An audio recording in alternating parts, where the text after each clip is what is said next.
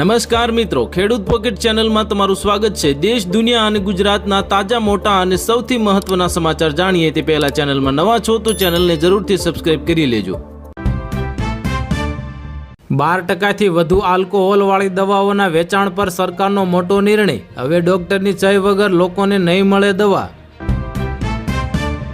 ભારતમાં ફરી થઈ કોરોના વાયરસની એન્ટ્રી। 2 લોકોના થયા કરુણ મોત, 4 લોકોનો રિપોર્ટ પોઝિટિવ આવ્યો। દેશની પહેલી હાઇડ્રોજન ટ્રેન પાટા પર દોડવા માટે તૈયાર। પ્રધાનમંત્રી મોદી ટ્રેનને લીલી ઝંડી દેખાડશે। કલાકના 75 કિલોમીટરની ઝડપે દોડશે ટ્રેન। 40,000 કરોડ ખર્ચ છે સરકાર। ભારતમાં હવે દુબઈથી આવશે વીજળી। સમુદ્રની નીચે બિછાવવામાં આવશે પાવરફુલ કેબલ। આમ આદમી પાર્ટીના રાષ્ટ્રીય સંયોજક અરવિંદ કેજરીવાલે પેટ્રોલ 82 રૂપિયા લીટર કરવા સરકાર સમક્ષ મોટી માંગ કરી। રેલવે મુસાફરો હવે સાવધાન રહેજો। ટિકિટના સ્ક્રીનશોટ કે PDF કે વોટ્સએપ કોપી હવે અમાન્ય ગણાશે। પકડાયા તો થશે મોટો દંડ। 2000ની નોટ રાખનારાઓ માટે રિઝર્વ બેંક ઓફ ઇન્ડિયાની મોટી જાહેરાત। હજુ પણ માન્ય રહેશે ગુલાબી નોટો, બદલી શકાશે। વડોદરામાં એક જ જેટિંગ મશીન માટે ભાજપના કોંગ્રેસના 2 મહિલા કોર્પોરેટરો જાહેર માર્ગ પર બાખડ્યા। શિરડી સાંઈબાબાના VIP દર્શન કરવા હવે પડશે મોંઘા। હવે 300 રૂપિયા ફી ચૂકવવી પડશે। લાગુ થશે નવો નિયમ। સુરતમાં પૂર અંગે નાયબ મુખ્યમંત્રીની હવે મહત્વની જાહેરાત કરવામાં આવી। 800થી વધારે પરિવારોને ઘર વખરી અને કેશ ડોલ ચૂકવાયું। દેશમાં જુલાઈથી શરૂઆતમાં સારો વરસાદ નોંધાયો। અલ નીનોની અસર ફરી વધતા ચોમાસાની ગતિ ધીમી પડવાની આશંકા। નર્મદાના 100થી વધુ ખેડૂતોએ વાપી શામળાજી હાઈવેને લઈને ઉઠાવ્યો અવાજ। કહ્યું કે જમીન અમારી, હક પણ અમારો। ગુજરાતના અને ભારતના લોકો હવે સાવધાન રહેજો। બદલો લેવા આવી રહ્યું છે અલ નીનો। અંબાલાલ અને IMDએ તારીખો સાથે કહ્યું કે લોકો વરસાદ માટે તરસશે। લોક ડાયરાના કલાકાર માયાભાઈ આહિરના એક નિવેદન બાદ વિવાદ ઊભો થયો। અનેક લોકોમાં નારાજગી જોવા મળી। રાજકોટના પોલીસ કોન્સ્ટેબલે રાજીનામું આપીને સમાજ સેવાનો રસ્તો પસંદ કર્યો। રાજીનામું મંજૂર ન થતા લગાવ્યા ગંભીર આક્ષેપો। રાજકોટ ડાયરામાં વિવાદ થયો। માયાભાઈ આહિરના નિવેદન બાદ પુરુષોત્તમ પીપળિયાનો મોટો દાવો। કલાકારોને ચૂકવાયેલી ફી જાહેર કરવામાં આવી। મોંઘવારીમાંથી હવે મળશે મોટી રાહત। સસ્તા થઈ શકે છે સ્માર્ટફોન, ટીવી અને લેપટોપ। સરકારે લીધો મોટો નિર્ણય। વીજપોલ વળતર મુદ્દે ખેડૂતોનો સરકારને અલ્ટિમેટમ। રાજસ્થાન જેવું 4 ગણું વળતર નહીં મળે તો આંદોલન પાર્ટ 3ની ચેતવણી આપવામાં આવી। અમદાવાદની 149મી રથયાત્રામાં પ્રથમવાર હાઈટેક સુરક્ષા। દરેક હાથી પર CCTV અને ડેસિબલ મીટર, કંટ્રોલ રૂમથી થશે નજર। ચોમાસાનું રૌદ્ર સ્વરૂપ। ગુજરાતમાં સિઝનનો સરેરાશ 24.63% વરસાદ ખાબક્યો। 10 ડેમ હાઈ એલર્ટ પર। નીતિન ગડકરી અને CM ભૂપેન્દ્ર પટેલની હાઈ લેવલ બેઠક યોજાઈ। અમદાવાદ ધોલેરા એક્સપ્રેસ વે ભાવનગર સુધી લંબાવવાનો કરવામાં આવ્યો નિર્ણય। રાજકોટ લોકમેળા 2026ને લઈને મોટા સમાચાર। સ્ટોલ પ્લોટના ભાડામાં 10% સુધી વધારો શક્ય। રાઇડ્સની ટિકિટ પણ હવે મોંઘી થઈ શકે છે। અરવલ્લી જિલ્લા આરોગ્ય વિભાગની વાલીઓને અપીલ। તાવ, ઉલટીના લક્ષણો દેખાય તો બાળકોની સારવારમાં બેદરકારી ન રાખવી। અયોધ્યા રામ મંદિર ચોરી કેસમાં આરોપીઓ ચોરીના નાણાંના કરેલા રોકાણ અંગે ચોંકાવનારા ખુલાસા થયા।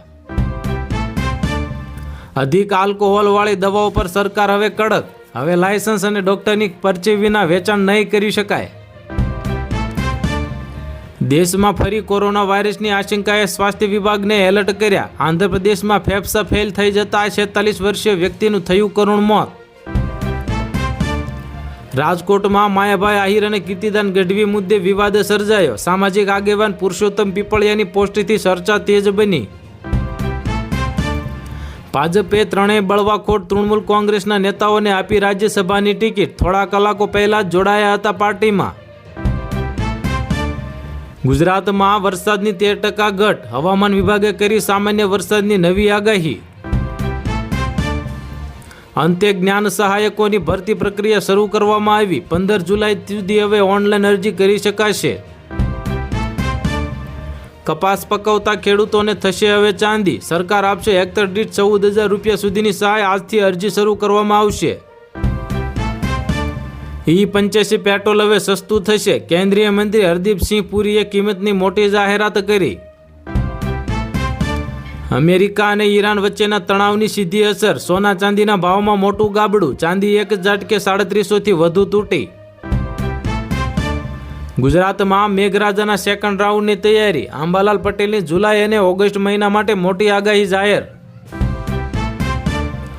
સુરતમાં ભારે વરસાદ અને પૂરને કારણે ટેક્સટાઇલમાં 500 કરોડનું નુકસાન. ડાયમંડમાં 3000 કરોડનો કારોબાર અટક્યો. રાજકોટમાં એસ્ટ્રોન ચોકમાં વિરમણી સ્વીટ્સ અને નમકીન સીલ. 66 દુકાનોમાંથી મળ્યો ગંધાતો ખાસ વાસી ખોરાક. ટીઆરપી ગેમ ઝોન અગ્નિકાંડ કેસમાં ગુજરાત હાઈકોર્ટનો મોટો ચુકાદો. રાજકોટ મહાનગરપાલિકાના 5 અધિકારીઓ ડિસમિસ કરવામાં આવ્યા. ગુજરાતમાં ચાંદીપુરા વાયરસનો કાળો કહેર. 3 બાળકોના મૃત્યુ. આરોગ્ય મંત્રીએ સાવચેતી રાખવા કરી અપીલ.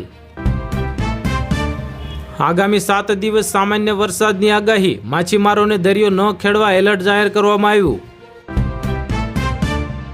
શ્રેયસ અય્યરના નામે શરમજનક રેકોર્ડ. સતત 5 T20 મેચ હારનાર પ્રથમ ભારતીય કેપ્ટન બન્યો. મહારાષ્ટ્ર સરકારનો ઝૂંપડપટ્ટી વાસીઓ માટે મોટો નિર્ણય. 3 મહિના પૂર્ણ થશે આવાસ સર્વે. પાત્રતા ધરાવતા લોકોને મળશે પાકું ઘર. મમતા બેનર્જીને આંચકો આપનારા 3 નેતાઓને ભાજપે બંગાળમાંથી રાજ્યસભાના ઉમેદવારો તરીકે નામાંકિત કર્યા. ડાયાબિટીસના દર્દીઓ માટે સારા સમાચાર આવ્યા. ભારતમાં લોન્ચ થયું અઠવાડિયામાં માત્ર 1 જ વાર લેવાતું ઇન્સ્યુલિન.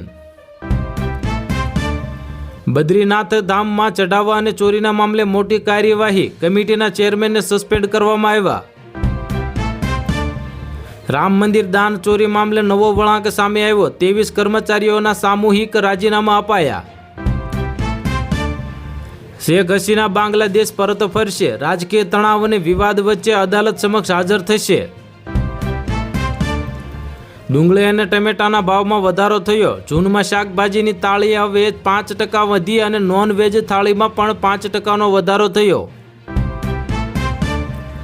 આઈએમડી વિભાગે ભારે વરસાદના કારણે ઉત્તરાખંડમાં ઓરેન્જ એલર્ટ જાહેર કર્યું. તમામ જિલ્લાઓમાં શાળાઓ રજા કરવામાં આવી જાહેર. 8 દિવસ ગુજરાતમાં આવશે અણધાર્યો અને તોફાની વરસાદ. અંબાલાલ પટેલની મોટી ચેતવણી આપવામાં આવી. દિલ્હીમાં પ્રથમવાર નીકળશે ભવ્ય જગન્નાથ રથયાત્રા. 16 જુલાઈથી શરૂ થશે 12 દિવસનો ઉત્સવ. 12%થી વધુ આલ્કોહોલવાળી દવા હવે પ્રિસ્ક્રિપ્શન વિના નહીં મળે. કફ સિરપ ટોનિક માટે કેન્દ્ર સરકારના નવા નિયમો લાગુ કરવામાં આવશે. ગુજરાતમાં ફરી મેઘરાજાની એન્ટ્રી થઈ. અંબાલાલ પટેલે કરી વરસાદના બીજા રાઉન્ડની મોટી આગાહી. ગુજરાતના નેશનલ હાઈવે પ્રોજેક્ટ્સને મળી ગતિ. અમદાવાદ ધોલેરા એક્સપ્રેસ વે ભાવનગર સુધી લંબાશે. વીજપોલ વળતર મામલે સરકારને ખેડૂતોને ખુલ્લી ચેતવણી. રાજસ્થાન જેવું 4 ગણું વળતર નહીં મળે તો થાંભલા ઉખેડી નાખીશું.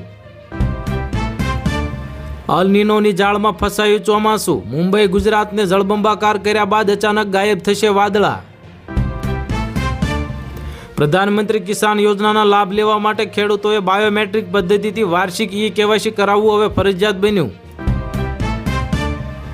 પ્રદૂષણ માટે બદનામ દિલ્હી હવે સ્વચ્છ હવામાં આગળ. મુંબઈ સહિત અનેક શહેરોને પાછળ છોડ્યા. ભારતમાં પણ બાળકો માટે સોશિયલ મીડિયા પર પ્રતિબંધ લાગશે. પ્રધાનમંત્રી મોદીએ ઓસ્ટ્રેલિયામાં કાયદાના કર્યા વખાણ. મને ચૂપ કરાવી હોય તો જાનથી મારી નાખો. ભાજપ સામે મમતા બેનર્જીનો જોરદાર પ્રહાર કર્યા.